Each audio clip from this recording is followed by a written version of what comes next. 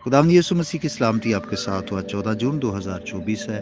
मत्ती रसूल की मार्फत लिखी गई इंजील मुकद्दस के आयत बाय तफसीली मुताला को जारी रखते हुए आज हम 24वें बाब की 6ठी आयत पर गौर करेंगे और इसमें ये लिखा है, और तुम लड़ाइयाँ और लड़ाइयों की अफवाह सुनोगे।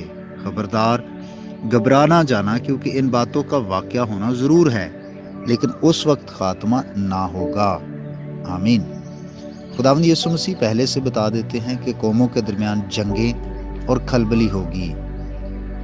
जब खुदावंद यीशु मसीह पैदा हुए तो रोमी सल्तनत में हर तरफ अमन चैन था, और खुदावंद यीशु मसीह ने कहा कि मैं ज़मीन पर सुलह कराने या सुलह कायम करने के लिए नहीं आया। मतलब ये है कि अंजील की खुशखबरी की मुनादी के सबब से लोग एक दूसरे के दुश्मन हो जाएंगे, और खुदावंद यीशु मसीह ने कहा कि ये लड़ाइयाँ, ये चीज़ें हो रही हैं, आने वाले दिनों में और होंगी। यीशु मसीह ने कहा कि तुम बहुत जल्द इनकी अफवाहें सुनोगे। याद रखें कि जंगें जब होती हैं तो उसकी खबर हर जगह पहुंच जाती है। देखिए ये कैसी खौफनाक बात है। मुल्क के खामोश और पुरसकून इलाके भी जंग की अफवाहें सुने बगैर नहीं रहते। देखिए खुशखबरी को ठुकराने का क्या अंजाम होता है। जो लोग सलामती के पैगंबरों की बात नहीं सुनते, फिर उनको जंगों की बात सुननी पड़ती है। अगर कोई सलामती के पैगाम को कबूल ना करे तो फिर उसके लिए खतरा ही खतरा है। यीशु मसीह ने अपने लोगों को हिदायत दी कि उस दिन क्या करना चाहिए। लिखा, घबरा ना जाना। क्या मुमकिन है कि इंसान ऐसी अफसोसनाक खबर सुने और ना घबराए?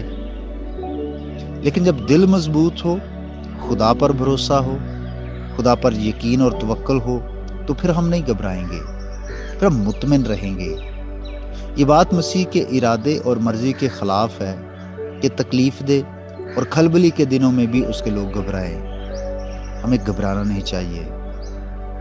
पहली बात तो ये है कि हमें तवक्को रखनी चाहिए कि वो लोग जो खुदा को रद्द करते हैं, खुदा उनको सजा देगा। वो अदल और इंसाफ का खुदा है। और फिर यीशु मसीह ने कहा कि उस वक्त खात्मा ना होगा, बल्कि आगे हम देखते हैं कि इसी खुदा ने कहा कि ये तो मुसीबतों का शुरू ही होंगी। इसलिए हमें खौफ नहीं खाना, हमें घबराना नहीं है, बल्कि खुदा पर भरोसा रखना है, खुदा पर पूरा तवक्कुल करना है, क्योंकि हर तरह के हालात में वही हमारे साथ है और वही हमारी मदद करता है।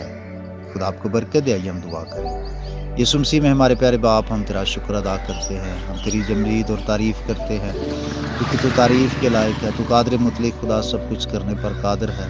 ऐ बाप, यीशु के नाम से आज की नई सुबह के लिए तेरा शुक्र हो, और मैं दुआ गो हूँ कि ऐ खुदा, जितने भी लोग इस पैगाम को सुने, अपने लोगों के साथ हो, हमारे ईमान को बढ़ा, हमारी हर तरह की कमज़ोरियों में हमारी मदद कर।